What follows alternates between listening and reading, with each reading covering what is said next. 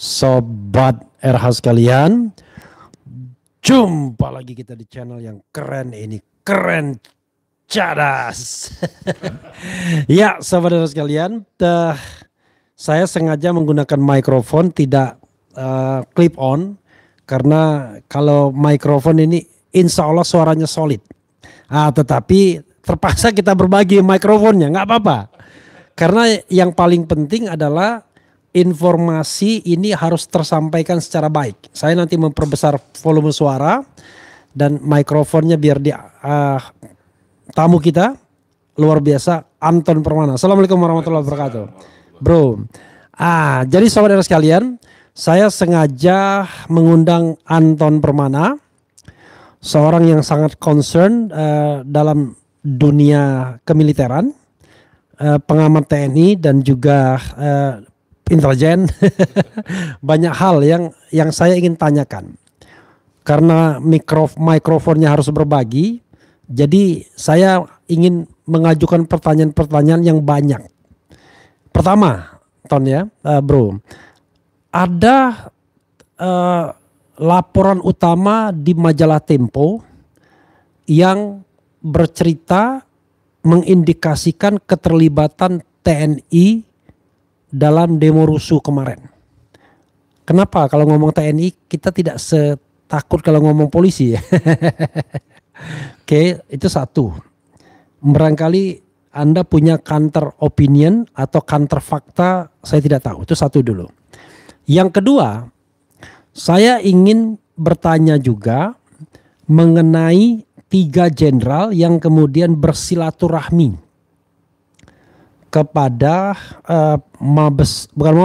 Polda Metro Jaya yang mengindikasikan bahwa Ferry Irwandi yang satu daerah dengan Anda dari Payakumbuh satu Kampuang, bahwa ada sinyalemen dia melakukan pelanggaran hukum. Kita tidak tahu apa pelanggaran hukumnya. Yang ketiga, selain soal itu Ferry Irwandi, kita juga dan TNI tadi ya dalam demo rusuh, kita juga bicara mengenai mungkin post factum teori. Siapa yang diuntungkan sehingga muncul teori bermacam-macam. Ada yang mengatakan bahwa ini ulah geng Solo. Ada yang mengatakan ini ulah Parcok. Jadi kalau kita bilang Parcok itu berarti oknum ya, bukan institusinya. Ada yang mengatakan ini adalah ulah pengusaha hitam yang mungkin sudah jadi tersangka, duitnya banyak dan kemudian ya mungkin balas dendam karena duitnya banyak sehingga dia menghamburkan uang mudah sekali. Dan kemudian ada juga yang mengatakan ini adalah konflik internal di pemerintahan sendiri antara mungkin faksi di dalam Prabowo sendiri atau faksi Prabowo dengan faksi Wapres, kita tidak tahu. Dan kemudian ada fenomena masyarakat yang gampang terbakar dengan isu-isu apapun. Ada fenomena yang terkait dengan media sosial, internet yang barangkali inilah pemula dari kerusuhan atau revolusi masyarakat. Mudah sekali masyarakat terbakar oleh isu-isu yang tergiring dari media sosial, platform media sosial entah itu TikTok ya, kemudian Twitter dan lain sebagainya. Nah, silakan Anda melakukan eksplorasi dan eksploitasi soal ini. Silakan, mulai dari laporan majalah Tempo. Silakan, bro. Oke, terima kasih Bang Refli. Udah lama nggak ketemu lagi bersama Keren Cadas. Refli Harun. Ini abang kita. Ini pertanyaannya ngeri-ngeri sedap juga semua ini. Izin Bang. Siap Bang, ya. Ini agak, oke. Baik, ada 4 pertanyaan Bang yang saya tangkap. Mungkin kita coba yang pertama dulu tentang dugaan keterlibatan TNI yang dibedah oleh majalah Tempo ya. Dan ini menarik nih Bang, karena ketika negara kita itu darurat korupsi, darurat narkoba, tiba-tiba yang muncul isunya darurat militer. Ya jadi. Nah kalau kita lihat dari penjelasan bocor halus ya dari Tempo, saya lihat ada berapa sequel yang saya catat khusus itu pertama tentang tentu yang diangkat itu adalah ada ditangkapnya oknum TNI. Kita harus melihat dasar mereka melakukan dugaan ya. Pertama ditangkapnya anggota BAIS TNI, ditangkapnya anggota TNI yang dari kavaleri, terus ada katanya jenderal yang udah bikin perpu darurat militer, kan seperti itu. Itulah basis-basis data informasi yang kemudian mereka elaborasi sehingga keluarlah tuduhan bahwasanya TNI ada di balik rusuh, kan gitu secara garis besarnya. Jadi gini Bang, sederhana sebenarnya kalau saya melihat apakah itu betul atau tidak, atau dugaan atau itu sebuah propaganda juga ya. Yang pertama perlu dicatat adalah apa sih untungnya buat TNI? Ciptakan rusuh ya kan gitu kan. Karena mohon maaf justru di zaman Pak Prabowo ini TNI itu ya kita buka aja, masyarakat sudah tahu semacam mendapat angin, mendapat privilege khusus ya. Ya banyak kebijakan-kebijakan Pak Prabowo itu justru memperkuat TNI, dalam tanda petik memperkuatnya itu adalah siapapun presiden di Indonesia ini dia pasti butuh sebuah kekuatan stabilisator Bang. Nah kita lihat masing-masing presiden kita mempunyai karakter masing-masing ya. Kalau Pak Jokowi dulu kan menggunakan Polri sebagai kekuatan stabilisator keamanan, stabilitas pemerintahannya. Nah mungkin saja saya lihat, mungkin ada nggak senang atau nggak suka nih dengan kehadiran TNI lagi di panggung pentas kekuasaan gitu kan. Jadi wajar aja ketika ada tuduhan-tuduhan dari pihak-pihak tertentu yang menggiring supaya TNI ini supaya seperti kembali 10 tahun yang lalu, tidak hadir di dalam peta kekuasaan, pusaran kekuasaan. Terus yang kedua, kalau hanya berdasar 10 tahun terakhir, sorry, ya baik. Terus terkait kalau dasar argumentasinya adalah tertangkapnya anggota BAIS, mohon maaf, BAIS kan bagian intelijen. Ketika dia melakukan full bucket pengumpulan bahan keterangan atau data informasi, kalau di TNI itu ada namanya standar akurasi data. Ketika A1 itu dia harus berada di lapangan, Bang. Ya mungkin entah apes, entah apa, entah ini sebuah skenario kita nggak tahu, tiba-tiba dia ketangkap, entah apes ya. Nah, namanya BAIS TNI nggak mungkin dia nonton monitor, cuman memang ini juga korektif untuk TNI kita BAIS-nya. Kenapa kok perwiranya langsung bisa ketahuan kayak gitu? Mungkin itu aja. Tapi menurut saya permasalahan justru kenapa ini diberitakan. Berarti kan BAIS itu yang di mana? Di Palembang. Nah, BAIS di Jakarta, yang kavaleri yang di Palembang. Kavaleri, iya, iya. Iya, nah ini kan jadi lucunya di situ, makanya kenapa ini diberitakan seperti yang disampaikan oleh Pak Wakil Panglima kita, Pak Tandio. Permasalahannya kenapa diberitakan sehingga menjadi ini komposisi publik. Seharusnya kan biasa, masing-masing institusi itu kan punya intelijen yang masing-masing. Ya supaya mereka mendapat standar akurasi data A1 ya harus hadir di lapangan. Begitu juga yang di kavaleri, kalau kavaleri menurut informasinya memang kebetulan berada di lokasi, namanya demo rusuh yang begitu nggak siapa yang tahu arah demo, mungkin dia lagi makan, lagi apa segala macam. Kalau hanya dasar itu menyatakan TNI terlibat, menurut saya itu terlalu prematur. Nah, kalau kita sedikit lebih perdalam lagi dasar analisanya, seperti yang saya bilang tadi, apa sih keuntungan buat TNI untuk melakukan rusuh, mau menciptakan darurat militer? Nah, tadi kan seperti di beberapa keterangan podcast sudah saya sampaikan, tidak semudah itu untuk menciptakan darurat militer, menerapkan darurat militer. Pertama, undang-undangnya kita udah ada nggak, undang-undang Kamnas kita? Terus forumnya, lembaganya untuk menentukan itu standar ini, tertib sipil, darurat militer, darurat perang itu apa? Dan terus keuntungan nggak mungkin permintaan Prabowo yang figur militer, lalu menerapkan darurat militer ini sama aja dengan menumpuk air di dulang. Menjadi bumerang untuk sendirinya sendiri. Nah, mungkin ada isu, ada persaingan internal, itu kan subjektif. Subjektif, dan itu kebenarannya ya kita sama-sama tahulah untuk bagaimana untuk membuktikannya. Tapi yang jelas yang anehnya ketika tanggal 25 ke 28 kita lihat bagaimana TNI itu justru dielu-elukan oleh masyarakat. Lihat kan, puji TNI. Justru TNI di Makobrimob Kuitang contohnya, Asintel Kostratnya langsung turun, bisa meredakan masyarakat pendemo. Ya, justru TNI hadir menjadi penengah dan peredam ketika konflik memanas antara aparat keamanan dengan para pendemo. Ya. Nah makanya di mana sih korelasi sehingga tiba-tiba saja muncul dugaan bahwasannya di balik rusuh itu adalah TNI. Jadi menurut saya dasar-dasar yang disampaikan oleh Menjelang Tempo atau bocor halus lah apa namanya, menurut saya juga sangat subjektif dan terlalu prematur ketika menuduh TNI. Dan saya yakin Mas, Bang Refli, TNI pasti sangat terluka hatinya itu. Kita lihat sendiri kan, mereka udah begitu dengan apanya turun ke lapangan ya. Bagaimana juga ada yang terluka ya. Ya, sampai nggak tidur tuh bermalam-malam para prajurit TNI ini. Tapi ketika ada tuduhan itu, saya yakin prajurit pun masih terluka hatinya oleh tuduhan tersebut. Itu yang pertama, Bang Raffi. Nanti sebelum dijawab yang kedua, bagaimana dengan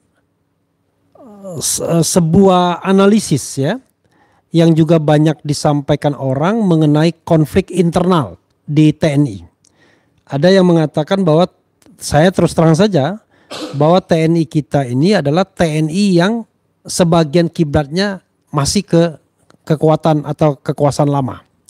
Sementara penguasa yang baru berusaha melakukan reposisi tapi tentu tidak bisa semudah itu, tidak suddenly. Dan contoh kasusnya adalah kasus putra dari Tri Sutrisno dipecat kemudian diangkat kembali. Dan isu pergantian Panglima TNI yang konon katanya sebentar lagi akan diganti. Silakan. Pertanyaan Pak Refli ini luar biasa. Jadi gini Bang, namanya kompetisi, konflik-konflik internal itu biasa dimanapun, pasti itu terjadi, tidak hanya di TNI saja.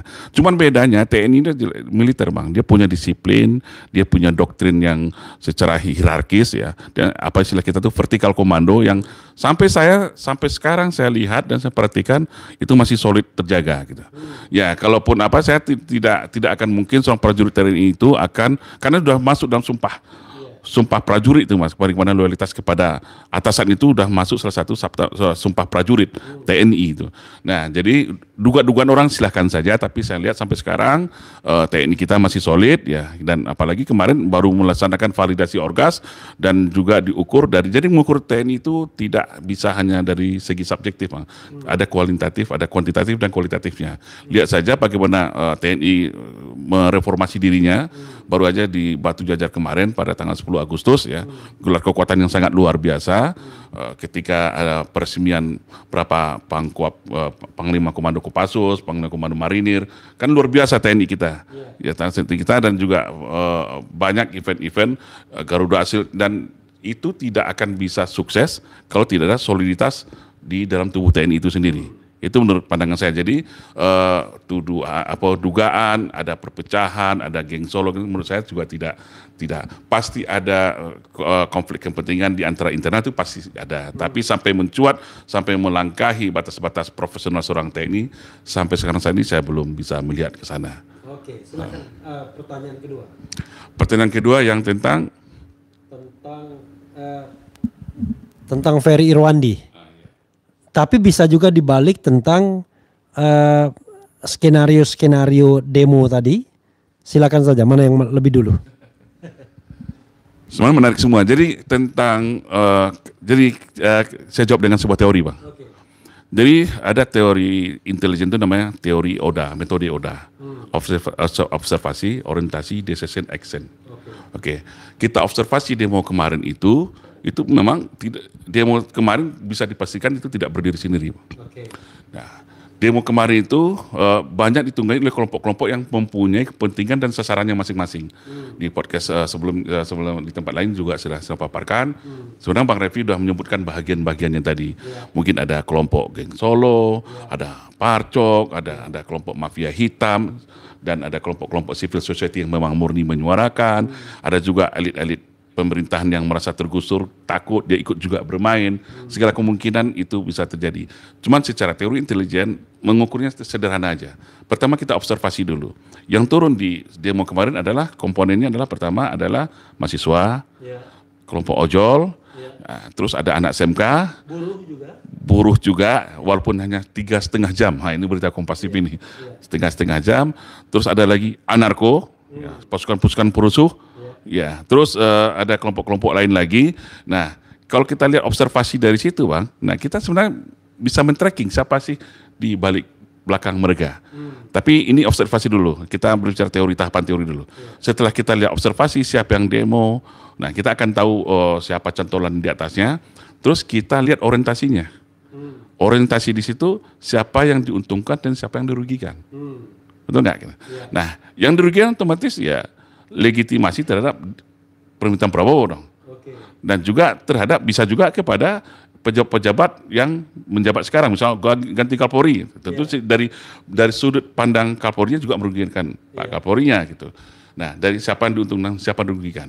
Nah, siapa yang diuntungkan dari situ, otomatis ya siapa yang berseberangan dengan mereka. Betul nggak? Nah, tapi di sini kita juga tidak bisa menafikan, memang ada kelompok genuine, kelompok civil society yang memang sudah marah terhadap kondisi masyarakat, kondisi atas beberapa kebijakan-kebijakan pemerintah dan juga ditambah lagi dengan perilaku-perilaku kebijakan para pembantunya presiden nih. Nah, ini semuanya terakumulasi. Kita lihat. Nah, setelah kita lihat siapa yang diuntungkan, siapa yang dirugikan dari demo itu, baru decision. Siapa kira-kira yang punya kemampuan untuk menggerakkan mereka? Nah, siapa yang punya dana, otomatis logistik ya, mempunyai jaringan, dan juga mempunyai semacam, kan istilah Bang Rejasa yang saya itu di demo kemarin jelaskan lagi, sekali terlihat, ini pendananya, ini penggerak masanya, dan ini pengamanannya. Ya, ini pendananya, nah ini metodenya banyak, ada yang cash by cash langsung, ya seperti yang juga kita lihat di beberapa video-video di sosial media. Ada juga yang unik ini menggunakan teknologi sosial media, live TikTok misalnya, live TikTok dengan live streaming, ya kita lihat berapa ratusan bahkan ribuan akun memberikan gift kepada akun-akun tertentu yang ketika di tracking itu ternyata dari akun-akun judul. Nah, ini kan metode baru nih Bang. Ini harus orang yang TikTok itu tidak sadar. Nah, orang TikTok boleh sadar tidak sadar kita kan nggak tahu nih. Yang penting dengan live streaming dia terinterconnecting, orang mau tahu ini memang real time. Nah, salah satu kelemahan sosial media. Saya disclaimer dulu. Untung saya tidak TikTok pada saat itu dan bahkan tidak live YouTube juga. Kita hanya mengambil potongan-potongan YouTube dari yang beredar di media sosial. Silakan. Ya artinya Bang, dari pola gerakan ini sebenarnya terconnecting dan terintegrasi dong akhirnya dengan streaming. Pertama itu adalah kodifikasi kepada kelompok-kelompok penggerak massa ini. Supaya membedakan ini yang real time, ini yang berita ulangan. Nah dari live streaming ini, TikTok ini dia akan terjawab. Ditambah lagi metode pendanaannya dari sana. Nah pengamanan yang saya masuk ini, kok yang jadi korban tuh adalah para pendemo, seharusnya yang jadi korban ditangkap tuh para perusuh. Lihat aja persentasenya kan. Ya persentasenya ini kan dari situ kita bisa melihat ini dilakukan sangat sistematis ya, masif dan terorganisir nih. Jadi kalau dalam perspektif intelijen kita lihat gerakan demo kemarin itu tidak berdiri sendiri dan memang banyak kelompok-kelompok yang bermain di sana. Artinya di sini adalah permainan demonstrasi kemarin adalah pertarungan palagan atau pertempuran pada kelompok-kelompok tertentu dengan sasaran tujuannya masing-masing. Mungkin ada tujuan untuk menggoyang pemerintahan atau juga memberikan gertakan atau deterrent efek atau juga bisa menggembosi atau bisa juga agenda banyak hal yang bisa kita ambil dari hasil demo tadi. Nah, cuman masalahnya sekarang adalah kita sering larut menggali siapa dalangnya. Jarang kita substansinya apa sih dari demonstrasi ini. Nah, kalau garis besar yang saya lihat kemarin, demonstrasi yang dilakukan oleh para perusuh yang turun anarko, anak SMK segala macam itu adalah pola destruktif. Pola destruktif tujuannya adalah untuk membiaskan, untuk mengalihkan dari isu yang substansi. Nah, ini nampak kali nih Bang. Ya. Pertama, gerakan demo yang genuine itu saya lihat adalah adili Jokowi, ganti Kapolri, dan yang Makzulkan Gibran dan banyak lagi tentang BPJS, pajak. Nah. Tapi tiba-tiba di pertengahan langsung berubah. Apalagi yang 17+8 ini. Dari mana munculnya ini kan? Tiba-tiba berubah, TNI balik ke barak, bubarkan DPR ini kan meluas kemana-mana. Ini kita lihatin rangkaian ini kan luar biasa. Makanya saya lihat akhirnya orang terpecah. Konsentrasi orang terpecah, orang sibuk melas rusuh, siapa yang korban, siapa dalangnya. Substansi dari demo itu sampai sekarang bias. Ya, nah inilah pola destruktif dalam yang dilakukan oleh para perusuh yang pasti digerakkan oleh sebuah invisible hand yang terorganisir, sehingga substansi demo yang seharusnya disuarakan masyarakat untuk bagaimana pemerintah didengar oleh pemerintah, akhirnya menjadi bias. Nah, kita lihat juga respon dari pemerintah juga anti klimaks menurut saya. Ya anti klimaks yang dituduh pada makar dan terorisme, apa hubungannya? Nah, apalagi ketika ini kritikan nih buat Pak Prabowo yang dijenguk itu adalah polisi yang sampai dikasih pangkat luar biasa. Nah, ini kan sangat menyakiti hati masyarakat nih, Mas. Sedangkan polisi adalah menggebukin masyarakat yang demo nih. Iya kan? Kecuali perusuh pengacau yang digebukin nggak masalah. Ya. Masalah dalam tanda petik karena dia memang melakukan tindakan kriminal. Tapi ini adalah para pendemo murni sampai yang meninggal 8 orang. Nah, itu saya lihat. Nah, jadi dalam perspektif intelijen kalau kita lihat, nah baru yang terakhir, udah observasi organisasi decision siapa yang mempunyai kemampuan itu baru act-nya, aktornya. Nah, dia tarik benang merahnya. Siapa yang punya kepentingan di sini? Nah, apakah kita perlu bawa di sini? Yang artinya di sini sebenarnya adalah pertarungan. Tentu, ya kan, secara post factum kan kita bisa melihat, ya. Tapi sebelumnya juga kita juga bisa menduga siapa yang punya kepentingan dan kemudian apakah kepentingan tersebut bisa didesakkan, bisa terrealisasi, atau paling tidak kalau itu hal yang negatif bisa di hold, bisa ditunda dulu. Tetap menarik untuk menganalisis lebih lanjut. Karena itu saya serahkan kepada Anda untuk menganalisisnya. Silakan. Dijebakan Batman juga nih ya. Saya yakin Mbak, para netizen, para masyarakat kita itu udah pintar semua. Dia pasti udah tahu siapa yang bermain. Tapi saya kasihkan clue-nya aja. Ya. Nah, clue yang disampaikan ini saya tidak akan menyebut aktornya. Tapi saya melihatkan, saya akan petakan dari medan pertempurannya. Ada berapa medan pertempuran di sini. Nah, yang pertama adalah masyarakat dengan keluarga geng Solo, Jokowi, satu pertempuran. Satu pertempuran lagi adalah antara masyarakat kelompok mafia yang terganggu kepentingannya dengan presiden, dengan Pak Prabowo pemerintahan sekarang. Yang ketiga adalah kalau pertarungan antara merah dengan Mbak Mil itu saya rasa sudah sedikit turun ya. Nah, itulah pertarungan antara mungkin juga orang-orang barisan sakit hati yang kecewa terhadap pemerintahan, tapi tidak ada juga ada dalam pemerintahan. Ya. Yang keempat adalah barisan-barisan yang merasa terancam posisinya di dalam pemerintahan sekarang. Ya, yang kelima bisa adalah kelompok-kelompok oportunis. Jadi ini kan pertempurannya masing-masing punya aktornya masing-masing nih, punya aktor masing-masing. Nah, saya lihat itu pasti ada korelasinya. Kalau secara konsepsi Lemanas ada faktor lingkaran juga, lingkungan strategis juga pasti akan mempengaruhi domestik nasionalnya, regional dan globalnya. Ini pasti terhubung, Bang. Jadi saya lihat juga ada kepentingan global di sini, pasti juga ada terconnecting terhadap konflik-konflik di internal nasional kita. Nah, siapa aktornya kita silakan kepada publik yang untuk menjawabnya masing-masing. Saya tambahkan sedikit. Pagi-pagi sebelum demo dimulai, Hendro Priyono sudah berteriak bahwa demo ini ditunggangi asing. Saya membaca dari post forward dari WA yang ditulis oleh seorang yang paham teknologi, ya, bicara mengenai transfer uang yang dalam jumlah besar. Kalau nggak salah disebut 2 juta US dollars, dan itu dalam current digital gitu ya, digital kripto ya. Itu, dan kemudian dia juga membaca pola-pola yang ada di TikTok, di Twitter dan lain sebagainya, yang itu semua menegaskan bahwa memang ada kekuatan dana besar yang bermain. Silakan tambahkan sedikit. Dari keterlibatan asing dari sini, saya tidak bisa menspesifikasikannya apakah itu adalah seorang orang bule, nah gitu ya. Tapi yang saya bisa tracking di sini adalah orang yang berada, karena gini, buzzer yang memainkan isu di dalam sosial media itu banyak menggunakan VPN dan juga dari luar negeri. Itu sekitar 20-30% itu dari luar negeri. Dia dari luar negeri. Luar negeri ya, iya. IP-nya itu dari luar negeri. Ya, kita tahulah mengenai yang VPN Shadow kita tahu. Tapi artinya memang entah apa itu adalah diaspora kita di luar atau menggunakan orang. Tapi kita nggak tahu yang jelas. Banyak akun-akun itu yang berasal dari luar negeri yang melakukan propaganda yang melakukan aksi-aksinya di sosial media kita di Indonesia. Terus yang kedua, aliran dana. Seperti yang saya lihat tadi kan akun-akun judul yang di live streaming TikTok yang segala macam itu kan aliran dari luar masuk ke kita.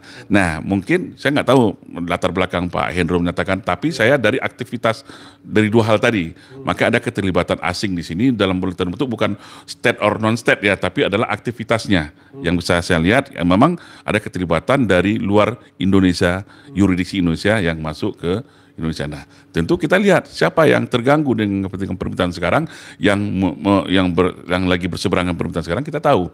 Ada salah satu tokoh kakap ya sekarang yang masih berada di luar negeri, kan bisa saja Pak. Kan ada yang jadi sekarang menjadi buron, ada kasus besar dia masih di luar negeri, kan bisa saja. Ya, bisa jadi, kita nggak tahu. Gitu. Sila, itu menurut pendapat saya Pak. Oke.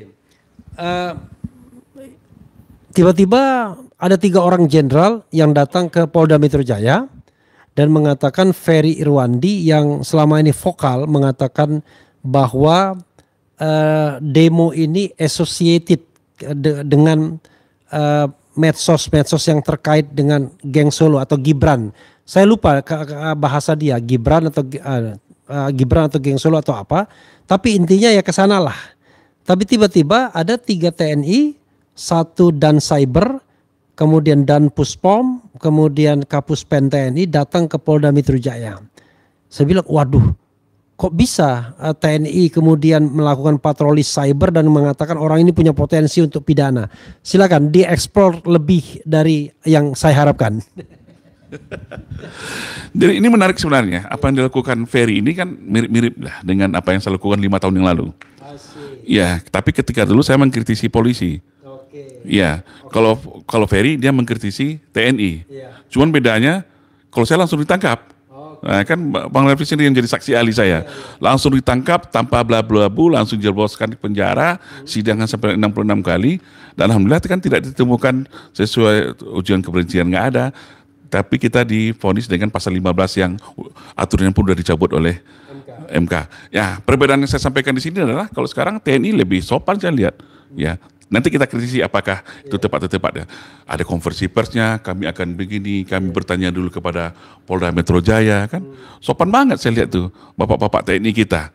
Nah, jadi menurut saya kalau ada juga yang menghujat janganlah, kasihan gitu bapak TNI kita. Nah, tapi yang perlu saya sampaikan di sini di akun saya juga sudah sampaikan. Bagaimanapun inilah negara demokrasi ya Bang ya. Negara demokrasi ketika ada yang mengeluarkan pendapat, ya, kita sebagai aktivis ya juga solidaritas kita juga muncul dong terhadap saudara Ferry kita ini. Nah, kemudian satu kampung dengan saya nih Bang, Ferry Irwan ini. Tapi saya lihat gini, Ferry ini dia cerdas, dia pintar. Ini kalau saya lihat justru dia ini aset sebenarnya Bang.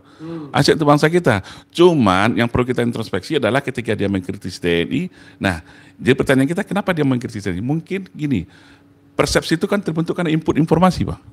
Ya, mungkin selama ini informasi-informasi yang tentang TNI lebih dominan yang negatif yang masuk ke dalam pikiran beliau. Sehingga yang keluar dari analisa beliau tentu cenderung dominan negatif juga dong. Nah, terkait TNI tadi, kan sudah dijawab juga oleh Kompas TV tadi, dari pihak Polda Metro Jaya menyatakan tidak bisa institusi melakukan pelaporan terhadap ujaran kebencian.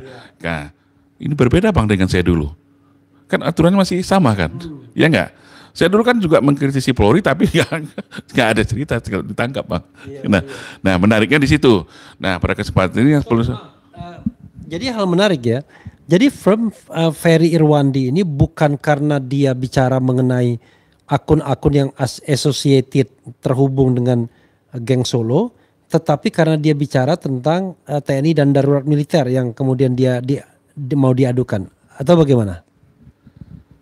Secara spesifik pihak TNI tidak ada mengungkapkan kepada publik, kan kita nggak tahu, kita jadi juga nggak tahu bang bagian mananya, apakah itu komentar status atau apa yang menyatakan sehingga TNI merasa dihinakan atau merasa digitukan, kita juga kan nggak tahu nih bang, karena juga pihak TNI juga tidak mempublishnya. Tapi menurut saya sebenarnya yang dilakukan oleh Bapak TNI kita, kalau saya bisa boleh memberikan saran bang, dalam dunia hukum itu kan ada restoratif justice bang. Iya, seharusnya kan itu dulu yang dikedepankan. Jangan langsung penindakan hukum. Kita kan negara demokrasi, dan posisikanlah seorang Ferry ini adalah seorang anak bangsa, ya. Dia menyuarakan pendapatnya, ya. Kalau dia memang berbeda atau cenderung negatif atau dalam tanda salah sekalipun, disinilah seharusnya Bapak pihak TNI atau pihak institusi manapun lah, ajak dialog, ajak berdiskusi, ya. Karena gini, informasi timbal balik begitu ya. Ya timbal balik. Jadi gini, jangan selalu menganggap orang ketika melakukan kritikan, protes itu adalah berdasarkan ini kebencian. Bukan, justru kita melakukan kritikan itu karena kita cinta, karena kita peduli. Ya, tidak semuanya, kecuali para buzzer ya, kecuali para buzzer bayaran itu memang. Polemik bangsa kita sekarang adalah demokrasi kita dirusak oleh para buzzer ini. Tapi untuk masalah Ferry itu ketemu salah satu contohnya. Contohnya, lihatlah akun-akun kita rusak. Nah, buzzer ini apalagi tujuannya kalau tidak membolak-balikkan fakta. Kalau nggak apa guna dia kan? Nah, saya lihat untuk masalah Ferry Irwandi ini, kalau udah dijawab oleh Dua Menteri, kita tunggu nih jawab sebagai yang mana dari pihak Mabes TNI. Kalau saran saya lebih baik restorasi justice, ajakan dialog, kita diskusi, ya mana tahu ada informasi-informasi yang masuk ke dalam perspektif yang ditangkap perspektif seorang Ferry Irwandi ini mungkin yang dominan, yang negatif tadi. Nah justru ini juga menjadi PR nih untuk Bapak TNI kita, Gen Z kita ini berarti memang kurang literasi, kurang referensi. Nah kayak saya lihat juga masalah darurat militer kita bilang tadi kan, mudahnya mereka termakan dengan isu-isu itu. Berarti kan ada kelemahan literasi referensi, padahal tidak semudah itu menerapkan darurat militer bang, sangat tidak mudah. Lama itu bang, dan itu pasti melalui persetujuan DPR ini, dan ada dasar-dasar tidak semudah yang kita bayangkan. Begitu menurut saya bang. Oke, sekarang kita bicara mengenai, ada tambahan sedikit, sorry. Bagaimana dengan Del Pedro Marhain?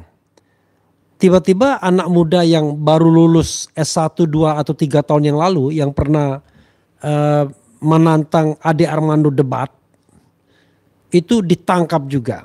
Dia adalah memimpin NGO yang didirikan Hari Azhar, Lokataru. Saya tahu dia adalah seorang pendemo, kemudian memang betul-betul mengatakan bahwa mengkritik kekuasaan itu wajib hukumnya, kredo dia. Tetapi kalau dia dibilang dalang demo rusuh, rasanya terlalu berlebihan. Kalau cuma lempar-lempar batu sedikit tiba-tiba dibilang dalang, atau bikin-bikin status sedikit dibilang dalang, wah gawat sekali. Termasuk Laras, pegawai sekretariat ASEAN, yang tidak saja ditangkap tapi juga diberhentikan langsung. Silakan Anda lihat, jangan sampai kemudian masyarakat sipil yang jadi korban, sementara dalang yang sesungguhnya itu melenggang begitu saja. Silakan. Makanya bang, saya sangat mendukung ketika Bang Saganda dan beberapa teman-teman lain untuk membentuk tim pencari fakta bang. Itu sangat penting. Karena apa? Saya juga dituduh dalang dari demo Ciptaker dulu sehingga rusuh. Sampai berapa kota kan. Hebat kali kita bang. Hebat kali kita. Maka saya bilang sengaja saya paparkan tadi metode intelijen untuk menganalisis sebuah gerakan itu seperti apa. Di sesi kemampuan, siapa yang punya kemampuan? Tentu dia punya kemampuan logistik yang luar biasa, jaringan yang hebat. Mohon maaf, bukan merendahkan ya bang. Nggak mungkin seorang Del Pedro yang bisa menjadi dalang seluruh zaman luar biasa. Ada berapa kelompok-kelompok besar. Nah yang saya takutkan, dan ini bisa patut diduga nih bang. Ya bapak-bapak ini selamat, yang penting ada dalangnya. Bisa terjawab itu laporan ke atasan kan ini bang. Demo ada, kalau nggak ada dalang siapa demo nih? Apa laporannya bang? Nah ini yang saya takutkan, yang Laras. Nggak mungkin selevel mereka menggerakkan demo itu. Makanya semoga nih Pak Presiden dengar, nih Pak Presiden Prabowo dengar yang katanya seorang demokratik ya. Saya yakin Pak Prabowo kalau dengar pasti akan tidak setuju dengan tindakan para anak buahnya ini asal tangkap gitu. bentuk tim pencari fakta biar tidak berdasarkan asumsi, kirologi dan cocologi, Bang. Nah, ini kita ada terlalu banyak masyarakat kita yang jadi korban. Saya juga korban 5 tahun yang lalu. Ya, kita itu pendemo-pendemo. Padahal ini pasti ada permainan invisible hand. Ya siapa lagi kalau nggak para raksasa-raksasa itu yang mengulangi jaringannya punya pendanaan besar untuk menggerakkan ini. Para elit politik yang punya kepentingan tertentu. Kok yang di bawah ini jadikan korban? Nah, itu menurut pendapat saya, bentuk tim pencari fakta, ya libatkan seluruh elemen, jangan polisi lagi, Bang. Jangan polisi lagi, ya polisi itu lagi hasilnya, mohon maaf. Ya kita udah terlalu trauma dengan polisi kita. Ya, dengan kejadian Sambo, tadi mana banyak lah kejadian lain. Memang harus pihak elemen-elemen yang profesional memang terpercaya sehingga terjawab siapa sih dalang sebenarnya dalam rusuh yang kemarin. Dan kalau kita bicara tim pencari fakta ini, Anda setuju yang membentuk presiden atau DPR untuk menyuci dosanya begitu?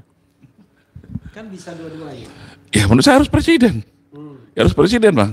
Ya sistem kita presidensial, Bang. Karena kalau presiden dia akan bisa langsung mengambil tindakan-tindakan yang memang yang terukur. Kalau DPR kan laporkan lagi, harus lapor presiden lagi. Muter-muter kapan selesainya. Dan DPR kan lembaga politik, Bang. Ya kita masuk lagi kita terjebak dalam kepentingan-kepentingan politik tertentu di situ. Nah, maka saya karena yang paling terimbas dari demo kemarin adalah presiden.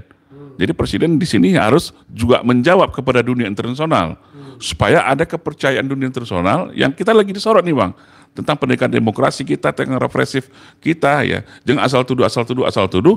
Memang supaya menjawab kepercayaan dunia internasional itu presiden harus membentuk tim pencari fakta. Oke, tapi tim pencari fakta independen maksudnya ya. Oke. Ini bagian akhir ya. Saya bicara kemudian reshuffle pasca demo rusuh, ya walaupun berhubungan atau tidak berhubungan, tapi saya yakin pasti berhubungan. Oke. Prabowo pernah mengatakan tidak akan mereshuffle kabinetnya karena dia puas dengan kinerja menterinya, kan begitu. Sampai kita pun yakin kelihatannya nggak bakal ada reshuffle, tapi ternyata tidak terlalu jelas anginnya, tiba-tiba reshuffle terjadi, ya kan? Dan yang di reshuffle itu tokoh-tokoh kunci juga. Saya mengatakan paling tidak 2 geng Solo tumbang, yaitu Menpora yang sudah terindikasi terima dana BTS dan dia kembalikan, tetapi tidak diproses, malah diangkat lagi. Kemudian Budi Ari yang sudah terindikasi juga terlibat pada judol ketika menjadi menteri komunikasi dan informasi dulunya, Kominfo, diangkat lagi jadi menteri yang baru koperasi. Lalu ada juga yang diberhentikan Budi Gunawan, sosok yang sangat powerful ketika PDIP dan Jokowi masih mesra, dan kemudian surprise diangkat lagi seperti mewakili kepentingan PDIP dan Megawati. Nanti bisa dianalisis. Menteri Keuangan akhirnya diganti juga, padahal Menteri Keuangan dibilang nggak cocok dengan ideologi Prabowo yang sosialis, ya, tetapi ini dianggap neolib, akhirnya diganti juga. Dan ada menteri-menteri yang barangkali tidak terlalu jelas asosiasinya seperti Karding, diganti juga. Walaupun nanti pada pertanyaan terakhir saya akan tanya juga mengenai lanjutan reshuffle. Silakan. Yang jelas reshuffle adalah hak prerogatif presiden. Kita harus hormati itu. Tapi ketika seorang Prabowo mengatakan tidak akan ada puas dengan kinerja menteri, kan itu dalam keadaan yang santai, Bang, stabil. Tapi kan dengan dinamika kemarin, ya suka nggak suka mau tak mau pasti ada hubungannya dengan demo rusuh kemarin. Kalau menurut saya yang justru fundamental itu, yang sangat kritikal itu adalah 2 menteri aja, Bang. Yaitu Budi Gunawan dengan Sri Mulyani. Kalau kalau Budi Ari kita udah tahu lah dengan berbagai kasusnya. Karding juga di luar dengan mendomino juga banyaklah catatan-catatan yang lain. Dito juga seperti itu. Justru yang agak menjadi surprise itu adalah menurut saya ya Budi Gunawan dan Sri Mulyani. Karena ini konsekuensinya juga nggak main-main. Berarti apa motivasi seorang Prabowo begitu mau meresapel dua posisi menteri ini. Seperti Sri Mulyani, kita tahulah bagaimana posisi beliau di dunia internasional, IMS contohnya, dan itu kan terbukti langsung anjlok langsung. ISG kita sampai sekian poin. Nah, tentang Menko Polhukam Pak Budi Gunawan, mantan BIN loh Bang. Mantan BIN sekian tahun loh, kita tahu kekuatan BIN itu luar biasa. Ya agen jaringannya di mana-mana, kita kadang-kadang di sekitar kita juga ada BIN, kita nggak tahu nih. Begitu powerfulnya seorang Budi Gunawan. Sekali kita diungkap data kita kalau mau Iya. diincar, kan? Dan bahkan saya sendiri tahu bagaimana BIN itu mempunyai perangkat yang luar biasa, alat-alat yang begitu canggih ya. Nah, ditambah lagi kedekatannya, rahasia umum lah kedekatan Pak Budi Gunawan dengan Ibu Mega ya. Nah, kenapa Presiden meresapel dua ini juga jadi pertanyaan kita semua nih Bang. Ya, kenapa begitu? Nah, jadi tapi yang penting adalah saya yakin resapelnya akan terus berlanjut. Ya, kalau kita dengar desas-desus, ini akan berlanjut karena Prabowo tentu tidak bodoh juga Bang. Dia pasti sudah melihat, mapping ya kondisi di sekitarnya. Tapi yang walaupun sebenarnya belum bisa memuaskan masyarakat banyak ini, karena yang anehnya yang dielu-elukan masyarakat itu kan ada berapa menteri lagi atau jabatan lain lagi seperti Kapolri nih Bang, tapi nggak juga diganti-ganti. Bukan dilulukan. Didesak bukan dielu-elukan, sorry maaf, didesak ya. Ini justru saya tuh konsen saya tuh ke sana Bang. Karena terbanyak kali akumulasi permasalahan di bangsa ini itu yang itu menurut saya tuh tertumpu kepada posisi Kapolri yang sampai saat ini masih dipegang oleh seorang Sigit Sulistyo. Kenapa sampai sekarang Sigit Listio ya? Kenapa sampai sekarang nggak diganti-ganti? Ini sebuah pertanyaan kita semua lah. Nah, tapi saya yakin Prabowo pasti terus berhitung ya. Mungkin apakah ini menunggu waktu? Kan juga tidak mudah ya, begitu besar juga pengaruh polisi saat ini. Kita tahu salah satu lembaga institusi yang begitu super power di Indonesia itu adalah polisi. Ya kekuatan polisi itu luar biasa Bang sekarang, ada di seluruh lini. Nah, mungkin itu yang lagi dihitung seorang Prabowo, atau dia belum mendapatkan seorang pengganti yang memberikan keyakinan memang bisa mengamankan posisi pemerintahnya ke depan. Oke, saya ingin pertajam lagi ya. Dalam demo kemarin rusuh, setelah kerusuhan biasanya muncul aktor-aktor kuat dalam pemerintahan. Selain Prabowo sendiri sebagai presiden, muncul Syafri Samsudin yang kelihatan menonjol. Dan sekarang terbukti dia merangkap Menko Polhukam ad interim sementara. Saya membayangkan tidak mudah bagi Syafri untuk memilih apakah tetap menjadi Menteri Pertahanan, di mana dia pasti dapat tugas khusus dari Prabowo sebagai mantan Menteri Pertahanan. Tapi jangan lupa Menteri Koordinator itu juga penting karena mengkoordinasi tidak hanya pertahanan tapi juga politik dan keamanan secara umum.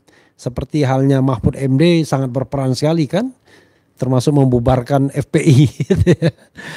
Dan selama riot kemarin, kerusuhan kemarin, kita tidak melihat peran Budi Gunawan. Tidak juga press conference, tidak juga mengeluarkan statement, tidak juga mendampingi Prabowo dan lain sebagainya. Yang kita lihat yang mendampingi Prabowo ya kemana-mana ya Teddy aja. Padahal dalam kondisi seperti ini kan harusnya yang mendampingi itu adalah menteri yang terkait. Tambahan lagi, Menteri Hak Asasi Manusia, kemana itu orang? Gak jelas juga. Iya kan? Iya, karena dalam situasi seperti ini kan harusnya yang muncul adalah Menteri Politik Keamanan, Menteri Koordinator Hukum, Menteri Hak Asasi Manusia, kan begitu. Termasuk juga mungkin Menteri Sosial untuk recovery dan lain sebagainya dan lain sebagainya. Nah, terkesan Prabowo sendirian kemarin. Kecuali tadi ada Syafri Samsudin. Bahkan Mr. D, tahu kan Mr. D? Itu juga tidak terlalu agresif seperti sebelumnya ketika demo terjadi, mendatangi, membebaskan mahasiswa yang ditahan dan lain sebagainya. Sekarang justru berada pada posisi yang sangat pasif. Silakan dieksplor bagian ini. Atau gini, saya jawab singkat saja Bang ya. Atau tiba-tiba para menteri kita ini berubah marga Bang, menjadi Simatupang dia Bang. Siang malam tunggu panggilan. Namanya menteri bang, udah rahasia umum. Selevel Menko aja bang. Itu untuk bertemu presiden itu susah. Artinya para menteri ini kalau nggak dipanggil presiden akan sulit untuk bertemu presiden. Jadi artinya mereka otomatis menjadi pasif dong. Nah, saya lihat di sini kan intuisi seorang manusia siapapun dia menjadi pemimpin pasti dia akan passionnya nyaman dengan orang-orang terdekat secara psikologis. Nah kita lihat tentu Pak Syafri Samsudin yang punya rekam jejak yang nggak kita ragukan lagi kedekatannya dengan Pak Presiden. Nah justru yang perlu kita pertanyakan itu adalah orang-orang yang tidak biasa yang hadir itu betul itu jadi pertanyaan kita semua. Nah cuman yang perlu saya lihat di sini kalau mengenai strategis seperti Pak Syafri Samsudin ya Menteri Pertahanan mana yang dipilih? Saya lihat dia lebih cenderung ke Menteri Pertahanan. Nah, saya dengar desas-desus ini betul atau tidak? Ini ada rencana untuk menggabungkan Menpolkam ini, Menpolhankam gitu. Jadi dua kementerian digabung sambil mengakomodir kedudukan TNI Polri supaya nggak ambigu lagi di satu menteri satu lembaga kementerian yang satu bidang keamanan, satu bidang pertahanan. Nah ini baru desas-desus betul tidak? Ini lagi dikaji oleh lembaga terkait. Mungkin juga ini pra dulu bang, ya kan? Pra dulu. Di status statutannya Menteri Pertahanan ad interimnya di Menpolkam. Nah, tapi tiba-tiba nanti kan bisa aja digabung tuh hal apa yang tidak mungkin kan dengan kewenangan presiden kita saat ini. Nah kalau masalah pigai saya nggak mau jawab, ada korelasinya juga ya untuk kondisi saat ini. Korelasinya sebenarnya karena kan banyak juga yang korban-korban yang menurut saya itu secara hak asasi manusia perlu apakah itu ada pelanggaran HAM di situ atau tidak. Nah tentang Mr. D ya, saya nggak mau jawab juga. Yang jelas saya lihat kemarin dia juga ikut aktif kok menampung mahasiswa di DPR RI. Nah yang penting yang perlu saya tangkap di sini adalah yang paling sasaran utama kemarin kan Senayan bang. Ya sampai netizen tuh bilang tiba-tiba kok kayak Idul Fitri sekarang ya banyak minta maaf bang. Gitu. Nah, ini akhirnya sesuatu yang baru juga ya. Walaupun tahun 65 hal seperti ini juga terjadi bang. Ya 65 juga terjadi. Serang rumah ini, serang rumah itu dengan tatanan demikian. Tapi ini yang jadi korbannya adalah anggota DPR RI. Tapi kan juga anggota DPR RI yang juga punya masalah dengan gaya komunikasinya terhadap masyarakat. Nah kembali kepada reshuffle tadi saya lihat ya apapun itu kita harus hormati hak prerogatif presiden, tentu dia akan menempatkan orang-orang yang bikin dia nyaman yang memang mendukung roda pemerintahnya ke depan. Oke. Ada dua pertanyaan terakhir ya yang saya ingin sampaikan. Saya balik sedikit soal demo kepada DPR. Ada analisis yang mengatakan ini pembalikan isu saja. Kok lucu yang di demo DPR dan masalahnya ecek-ecek, ya kan? Yaitu soal joget-joget dan tunjangan rumah 50 juta. DPRD DKI tunjangannya jauh lebih gede kalau soal perumahan. Walaupun kita tidak bisa mengecilkan soal kesenjangan seperti itu, tetapi kan kalau kita lihat gaya hidup mewah dan lain sebagainya, semua pejabat kita begitu. Ini di tengah sebuah situasi yang membuat kelompok tertentu terpojok sebenarnya. Terpojok dengan isu ijazah palsu, terpojok dengan isu pemakzulan, terpojok dengan isu korupsi kuota haji yang bukan tidak mungkin menyeretnya, terpojok dengan isu korupsi Chromebook Nadiem Makarim, dan tiba-tiba ada pembalikan isu yang luar biasa. Saya kagum intelijennya kelompok ini kalau memang ada upaya untuk membalikan sebuah isu menjadi bukan dia sasaran tembak tetapi bahkan ikut nembak begitu. Silakan.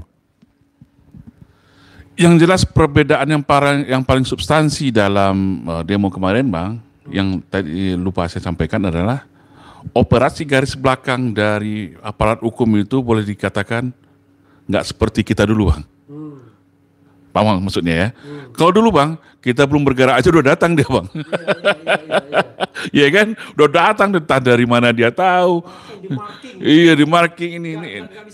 Iya, ini kok lempeng-lempeng aja kan? Belum lagi di tol yang di blokade di sana sini. Ini kok kayak adem-adem aja. Kok kayak lempeng lepas gitu aja. Ini kan sebuah pertanyaan nih bang. Penjarahan pun kayaknya lempeng. Lempeng. Kenapa ini kok begitu mudah terjadi? Ya bang. Nah. Berarti apakah ini semacam pembiaran atau ada kesalahan miskomunikasi atau memang ada para komandan di lapangan yang memang jebol? Kita kan nggak tahu nih Bang apa yang terjadi. Nah, tadi sebenarnya ada pertanyaan Bang Rafli yang terakhir yang terkolorasi itu adalah tentang bagaimana masyarakat itu tiba-tiba murah tersulut marahnya. Ya Bang, bagaikan rumput kering yang mudah dibakar. Nah ini sebenarnya akumulasi Bang. Akumulasi pertama, memang pasca reformasi ini kita kehilangan identitas bangsa kita ini sebenarnya. Nah itu bisa dilihat dari hilangnya mata pelajaran sejarah, itu tidak bisa dianggap remeh Bang. Sejarah itu, PSB itu kan identitas, motivasi, inspirasi terhadap pembentukan karakter sebuah generasi muda Bang, generasi bangsa. Tiba-tiba itu dihilangkan. Nah, belum lagi dikuranginya materi-materi agama yang biasa ini satu kali sebulan ini era Nadiem nih, ya kan? Nah, padahal ini dua komponen kurikulum yang sangat penting membentuk karakteristik generasi muda kita. Nah, akhirnya jadilah masyarakat itu masyarakat sinetron, masyarakat melodramatik, masyarakat yang labil. Melodramatik yang saya masukkan itu adalah murah marah, murah simpatik, tapi juga murah memaafkan dan melupakan. Ini kan unik ini. Ini fakta yang kita jadikan karena seperti jadi bahan permainan. Iya, jadi masyarakat labil ini akhirnya jadi mainan. Jadi mainan Bang. Nah, dan ini kan juga faktor pengaruh ya, asupan-asupan hiburan, informasi yang jauh kali dari pendidikan terhadap bangsa kita. Nah, itu pertama. Terus yang kedua, kondisi ekonomi kita Bang. Kondisi ekonomi kita memang, waduh, bayangin berapa pengangguran. Bahkan kita lihatlah sopir-sopir ojol pun, driver Gojek pun dari kalang-kalang sarjana. Ya, sampai ada yang sampai membunuh anak sendiri sampai kelaparan. Stunting kita, pengangguran begitu terakumulasi. Nah, tapi tiba-tiba ya, ini dengan sosial media ini kan pengaruh besar Bang. Ketika dia sulit, ketika dia lapar, ketika dia dengan stres, ya nggak ada uang, dilihat, sedangkan di pemberitaan begitu masifnya tentang hedonisme kehidupan pejabat, dinaikkan gajinya, joget-joget, ya wajar Bang. Masyarakat awam ini sangat mudah untuk memancingnya. Nah inilah yang dimanfaatkan oleh kelompok-kelompok tertentu, digerakkan, ya ada ilmunya sebenarnya Bang. Kalau untuk menggerakkan massa ini ada ilmunya, hinomatic campaign segala macam itu banyak ilmunya. Ini yang dimanfaatkan oleh kelompok-kelompok tertentu untuk menjadi alat untuk mencapai sasarannya masing-masing. Nah ini menurut saya ke depan sudah saatnya saya lihat Pak Presiden ya mengkonsolidasikan timnya. Seharusnya Bang, dengan kekuatan intelijen kita kan punya BIN, ada berbagai lembaga intelijen kita Bang, kita punya TNI Polri di lapangan. Hal ini sebenarnya harus ada preventive action, tindakan cegah dini tanggal ini.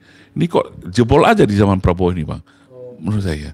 Begitu mudahnya masyarakat tersulut dan seperti demo kemarin lah, seharusnya itu menjadi catatan penting untuk pemerintahan Prabowo untuk mengevaluasi dan mengintrospeksi pemerintahannya ke depan. Saya belum selesai. Dengan diberhentikannya Budi Gunawan, bagaimana hubungan Prabowo dengan Megawati? Karena kita tahu bahwa mereka ini kan sedang terus bernegosiasi. Dikabarkan bahwa Megawati lah yang meminta agar Hasto dibebaskan. Dan akhirnya dibebaskan dengan amnesti. Tetapi tentu dalam politik tidak ada makan siang yang gratis.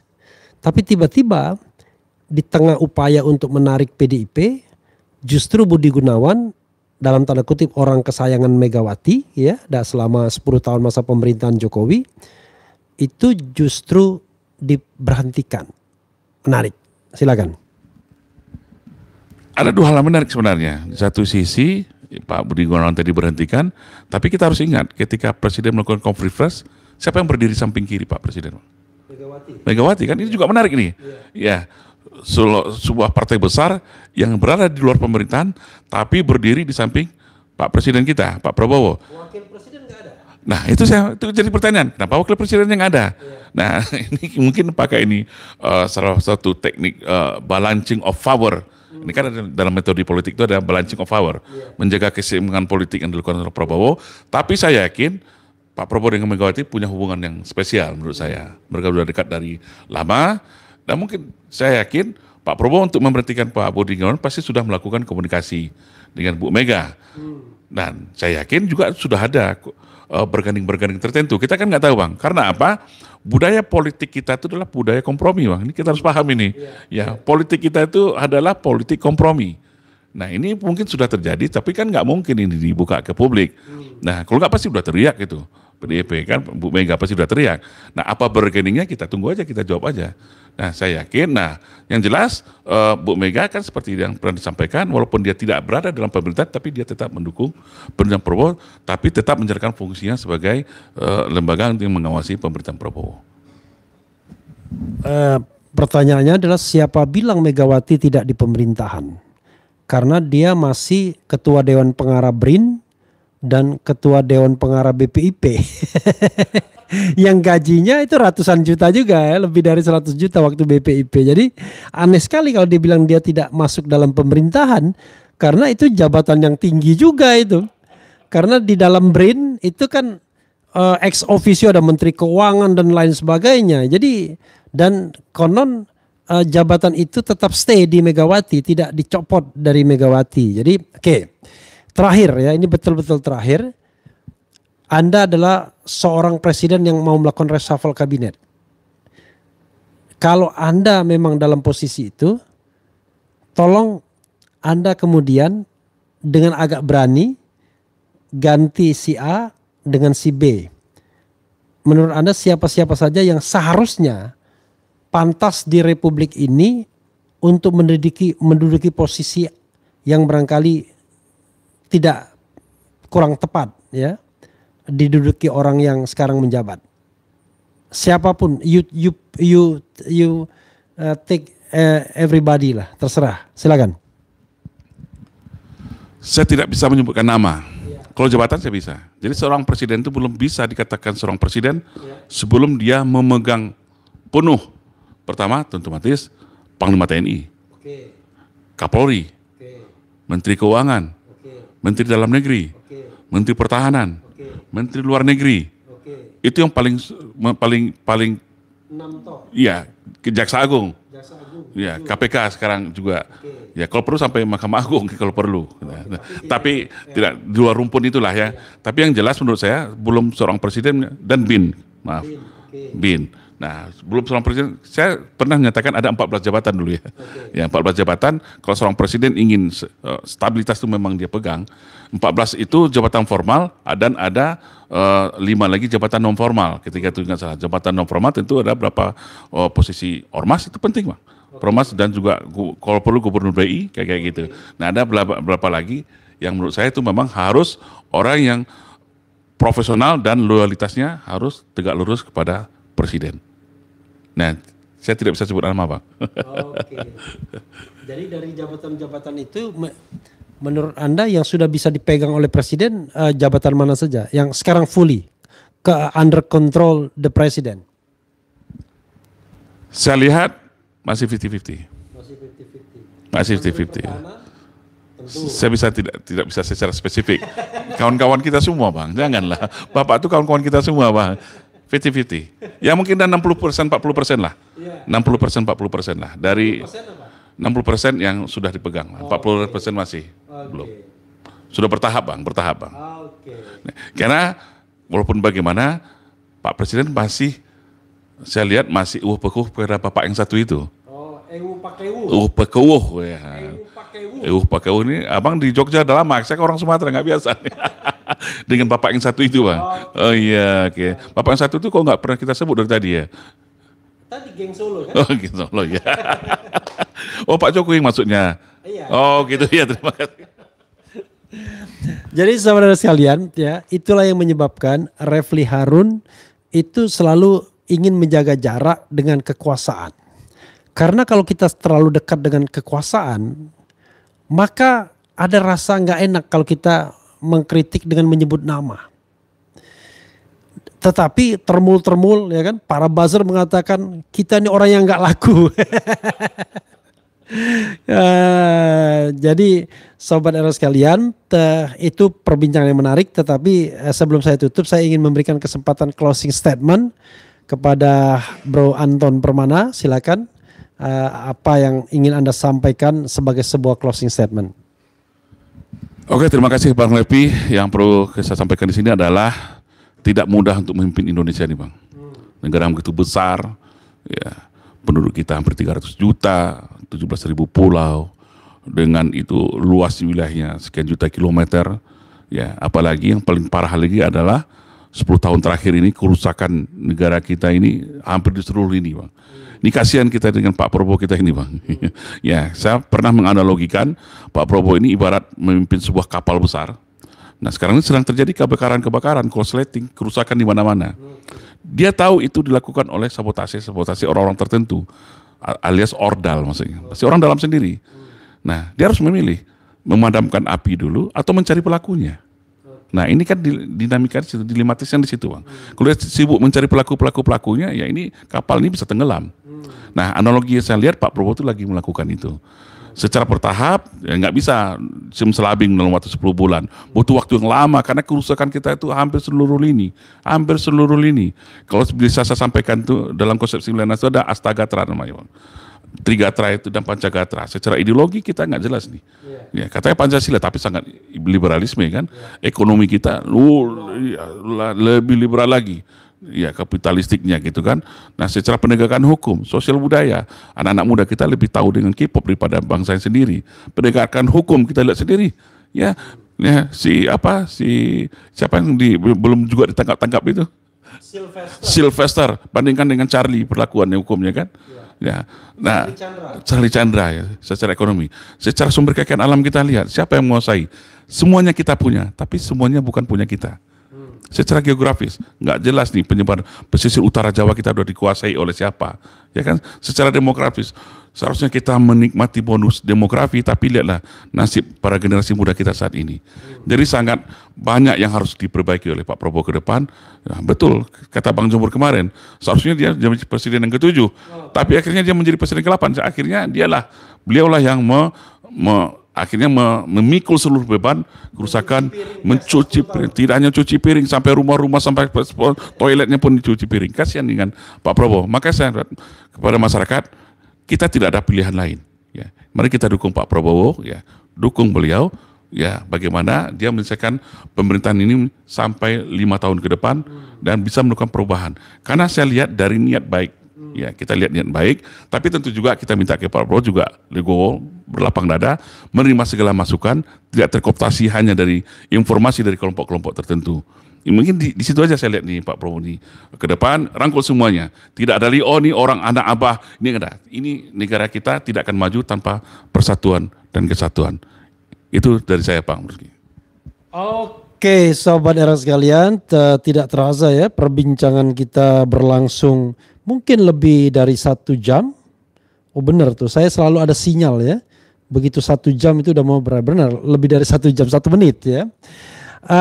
Mudah-mudahan ini bermanfaat. Sekali lagi ya, saya ingin sekali menggali hal-hal yang benar di Republik ini, menyampaikannya sebagai sebuah pembelajaran dan informasi yang kredibel bagi kita semua. Jadi tidak hanya hura-huranya, tapi pembelajarannya yang penting.